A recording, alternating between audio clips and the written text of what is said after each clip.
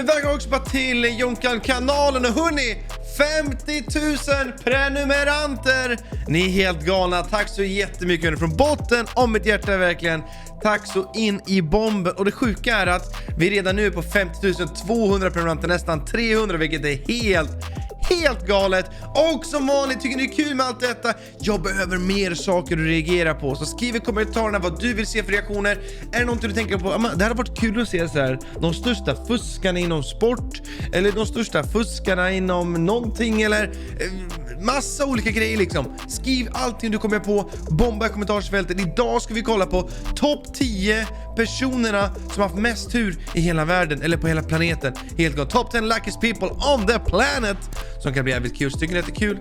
Lämna en like. Fan, lämna en like hörni. Och följ med på Instagram. jewanderz. Hjälper till 30k där. Vi ser kameran är lite sned. Vi ska ta och dra över den. Så den är sådär. Nice. Okej. Top 10 luckiest people on the planet. Vi tar och prenumererar på den här kanalen. För att jag vet att vi har sett mycket content här från tidigare. Vi ska kolla nu också. Och hörni, det kommer komma videos med gäster. Frolle. Jag kommer reagera med Frolle snart. Det kommer det. Några andra har jag haft tid att planera det tyvärr. Som ni vet, jag kör en huvudkanal. Jag kör den här kanalen. Jag kör streamsen också. Och det är så det funkar. Men så vad kör vi? Åker bara. Luck is a part of everyday life. Some people have it and some people don't. And some people have way too much of it. From winning insane lottery jackpots to finding gold and even escaping certain doom, there are some people on this planet that have more luck than they know what to do with. Welcome back to Top 5 Central, where today we look at people who are a lot luckier than you. Finding big chunks of gold is pretty difficult these days. Svårt, ja. Det är väldigt svårt. A major mining operation. Even then, finding giant nuggets of gold is much rarer than coming across veins of gold woven into the rock itself. But despite all that, a prospector from Australia was able to find a 12-pound gold nugget. What? Ser du stor? Och det är bara guld. Jäklar vad sjukt. Jäklar. In the town of Ballarat with nothing more than a metal detector. What? The lump of rare earth material is pretty impressive to look at, and the amount the prospector will be able to sell it for is even more impressive. At the current rates, a 12-pound lump of gold would be worth up to $250,000. Wow! Den var värd $250,000 när han spelade in den här videon. What? Du hittar med metalldetektor. What? It's safe to say that the prospector has more than paid for the metal detector that he bought to find the gold in the first place. The odds of winning anything after buying a Powerball ticket are actually better than you might expect. You have a 1 in 25 chance of at least walking away with the smallest prize. But winning the big main prize is much worse. To get that main prize, you need to correctly guess all 5 white balls and the all-important red Powerball, and the odds of that happening are currently 1 in 292 million. Och det är någon som har gjort det! Vad fan heter det här? Heter det bingo? Nej, det heter inte bingo. Det är klart, nej, det heter inte bingo. Vad fan heter det där? Vad heter det där? Lotto, jag tror det. Of course, with the Det där är odds that sjukt. high, it's completely possible that no one will win the jackpot in a lottery. If that happens, the main jackpot is rolled over to the next lottery, and if no one wins again, that keeps on building up. Whoa. In this case, the jackpot had managed to build up to $758 million. Det är dollar också, tänk på det. Of 2017, and the winner was a woman from Chicopee, Massachusetts.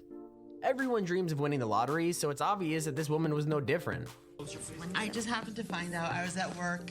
I was leaving work at night, and I leave with a 100% att alla vill vara hennes kompis nu. 758 miljoner dollar. What? Mavis fannsjuk, du har hur många kompisar som helst nu alltså. And we just happened to walk out, and he said, I bet you somebody won with these numbers as birthdays. And I went, oh yeah, I know. It's never going to be me. It's just a pipe dream I've always had. And he's reading these numbers, and I pull mine out, and I go, hey, I have that. I have that. I have that. And he goes, let me see that ticket. He goes, you just won. I go, you're joking. Come on, please. He says, sign that ticket now. It really was complete chance that the woman managed to walk away with one of the biggest Powerball jackpots of all time. An engagement ring can quickly become one of the most important pieces of jewelry that you will ever own. The emotion and memories that become tied to an engagement ring will last forever, but the ring itself becomes a very real moment of the past, especially if the one that gave you that ring has since passed on. A Canadian woman named Mary Grams lost her engagement ring in 2004. She said that she most likely lost it while she was pulling weeds from her farm in central Alberta, and after a long search, they gave up on it forever. Ja, Mary hon had tappade wearing den it alltså nu for på over plantera 50 saker. years after her husband had given it to her in 1951. She never told her husband that she had lost the ring and instead bought a cheap replacement from a pawn shop. He passed away shortly after their 60th anniversary and never noticed a swap. Fast forward to August 2017. Mary's daughter-in-law had been picking carrots out in the farm for supper when suddenly they found an old ornate ring wrapped around one of the vegetables. The daughter-in-law didn't even see the ring at first and was gonna feed it to her dog. Vad but eventually- sjukt! Alltså, det är flera år. Sjukt. De tänkte ge modet till hunden också när de såg ringen. They Det decided där är against it. stört. It was only later that she noticed the ring when she was washing the Oddsen carrot. alltså. Mary Oddsen. recognized the ring instantly, an old heirloom filled with memories that she had thought she would never see again. There was a time where mining for gold was an incredibly common way to get rich quick. These days, it's nowhere near as easy. Gold is called a rare earth metal for a reason. It's not exactly easy to come by anymore. But that doesn't mean that there can't be some random Alltså, strokes of luck sjukt. where people find a whole load of Alltså, gold. hitta sådär and mycket, these alltså. miners from Galet. Western Australia found themselves in exactly that sort of position. The miners were working at the Beta Hunt mine near the town of Kambalda, which is around 390 Australien, va? miles east of Perth. They were mining around 500 meters below the surface of the Oj, earth. 500 in a spot meter that was just nedanför. 3 meters wide and 3 meters high when they suddenly stumbled upon the golden mother lode. Geologists have claimed that the massive deposit of Jävlar, gold vad is skit i really hjälm. a once-in-a-lifetime discovery and maybe the largest Oj, oj. ever found in Australia. In Jävlar. total, the miners managed to extract more than 25 kilograms of gold, which was worth up to 15 million Australian dollars over the course of 4 days. After the discovery of the gold, the security at the site was tightened, armed guards moved the gold from the site to a secure vault, and the miners themselves are kept under tight video surveillance. Sjukt, det där är sjukt alltså. Jag har kollat på, vet du, Gold Rush Alaska på Discovery. Då har jag sett dem på jaga efter guld och grejer. Sjukt. Luck is about finding huge lumps of gold or winning the lottery. Sometimes it's just about coming out of an incredibly dangerous situation alive. The professional base jumper Jeb Corliss almost had a huge accident during a routine base jump while proximity flying. Så but där är somehow sjukt. he managed to survive. Over his career, Jeb Corliss has taken on many daring jumps. He's jumped off the Eiffel Tower, flown through caves in China, and even managed to brush through the string of some balloons as he soared down off a Swiss peak. But it wasn't a particularly dangerous jump that brought such danger to Man får Jeb's typ ont i life. magen när man It was ser det a här. simple outline jump from the Table Mountain in South Africa. While I say that the jump was routine, that clearly doesn't mean it's not dangerous. After jumping from the 3,500 foot tall mountain, Jeb had reached 120 miles per hour, which is when his left foot clipped a boulder. Due to that, he crashed straight into the face of the mountain. At this moment, Jeb was in a really bad spot. It was only quick thinking and luck that saved his life. Somehow, after bouncing off the mountain face, he managed to deploy his parachute. According to a spokesperson at the time, this is what saved his life. Instead, Jeb was left with 2 broken legs and a torn ACL that needed reconstructive surgery. Han bröt 2 utav sina ben och sånt där. Alltså, det där är sjukt. Alltså man får fan ont i magen alltså. Herregud. And a year to recover from. After surviving an accident that should have been unsurvivable, most people would have stopped what they were doing, but not Jeb. He Ja, still han base fortsatte jumps to göra det this efter day. det här alltså. Sjuk han. There Jäklar, den was är a time sjuk. where the Okej. easiest way to pay for something would have been to simply turn over a gold coin. But carrying gold around obviously came with its own risks, and so many 19th century people would have buried their savings just in case they were ever held at gunpoint in a robbery or something like that. For whatever reason, some people never got around to digging those treasure chests back up, and a family in North Carolina managed to find their very own 19th century treasure chest buried out in their backyard. Nej, de lyckades hitta While en digging, gömd the family skatt. stumbled across a can, and after opening, found that it was filled to the brim with golden coins. Woo. After a little bit more digging and searching, 7 more Och de där cans lär ju vara så här antika nu och gå för mycket för att de är så här gamla mynt och grejer. Jäklar. gold from the earth. Eller? In total, there were 1,400 gold coins in all 7 of the cans, Ja. some of which were so rare that they could in fact be worth up to $1 million each. Exakt. The couple who found the Det- coins wanted to stay Det är sjukt. Det är sjukt. Alltså det är helt stört. Fattar du hur mycket pengar det är eller? obviously anonymous, which was probably a pretty good move considering how much all the coins were worth, and went on to sell all them online for the hefty sum of 10 Jag vinner dock hellre på Lotto och ta 758 fucking miljoner dollar. million. These days, comic books are incredibly mainstream. Everyone knows characters like Superman and Batman, Yep. and the Avengers have gone on to make the Marvel Cinematic Universe the single most popular movie franchise to ever exist. But that wasn't always the case. Comics used to be considered nerdy and unpopular, and there are some early comic books that are now incredibly rare, and as with anything rare, they're now extremely expensive. One such rare comics would be Action Comics issue 1, which at the time sold for a measly 10 cents.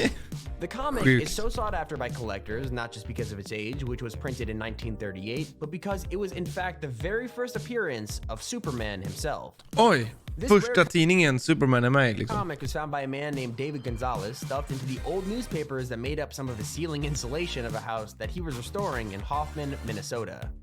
The comic is so rare that experts estimate that there are potentially only 100 copies of this specific comic still in the world. Oj. A copy that is in good condition can cost collectors over $1 million, but unfortunately David managed to tear his copy during an argument with his wife's aunt.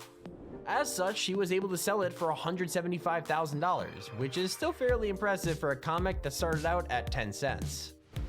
Ja, okej, så det var alltså en kille som renoverade något hus eller något sådär, hittade han den där helt random och en sån där hel i bra skick hade gått för flera miljoner dollar.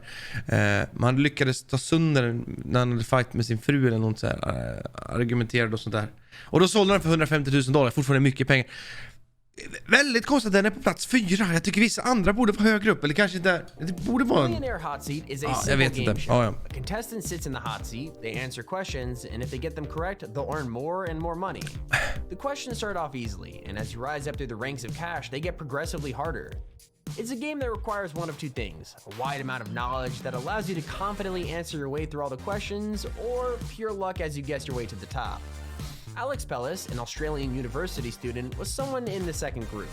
During his game of Hot Seat Millionaire, he didn't genuinely know the answer to any of the questions that were asked of him. Instead, he guessed the answer to Nej, han every gissade single varenda question fråga. he answered. I have absolutely no idea already. From questions on architecture to music, Alex just didn't get lucky with the questions that had been answered and had to go with pure gut instinct and luck. It seemed impossible, but every guess that Alex made seemed to be completely correct, and before he knew it, he had reached the jackpot of $100,000. Han gissade sig fram. Det är faktiskt sjukt. Det är riktigt sjukt. When cycling down the street on your bike, there are many dangers.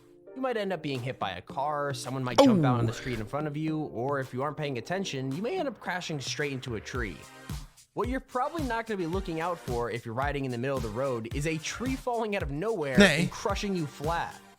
Tree surgeons are meant to cut trees so that they fall in very certain ways, but when dealing with a tree that needs to fall on a road surrounded by houses, it can be pretty difficult to choose a direction for the tree to go. The most logical place to send it would be the wide open street, but that doesn't mean that Men om det är så här, man lär ju stå och spärra av typ, eller? the people who are coming down the street are aware of what's about to happen, and this cyclist nearly paid the price.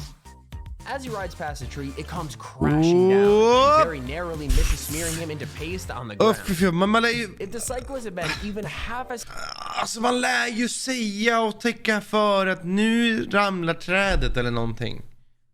seconds slower, he would be crushed by the Nu tree. fäller vi ett träd. Sista nu då, snälla bli bra. The Fabergé egg is something that has gained an almost mythic status in collector circles.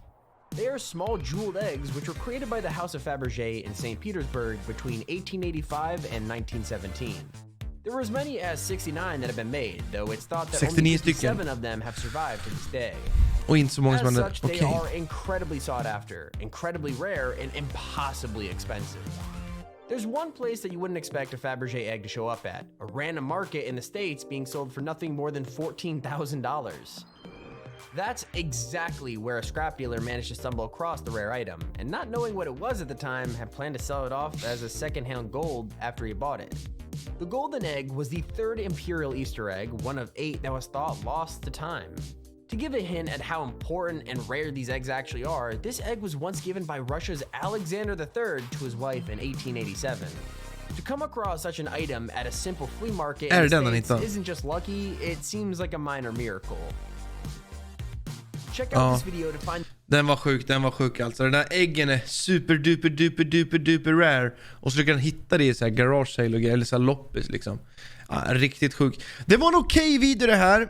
Ordningen var jävligt skev. Den bästa är hon som vann 758 fucking miljoner på lotto också. Okej, hörni. Den är absolut sjukast. Hörni, jag behöver fler saker att reagera på. Vad vill ni se för någonting, okej? Det vill jag veta. Det kommer en ny video imorgon, lördag, söndag, måndag, tisdag. Vi ska försöka lägga upp så mycket som möjligt såklart. Jag hoppas att ni tycker att det är lika kul som jag tycker. Nu ska jag stänga av, redigera och så börja streama. Det är bara pang på allting liksom. Men tack så jättemycket för att du kollade på den här videon. Uppskattar verkligen det. Tack så jättemycket för 50k också, ni är fan maskiner. Ni får det så bra, så hörs vi sen. Hejdå!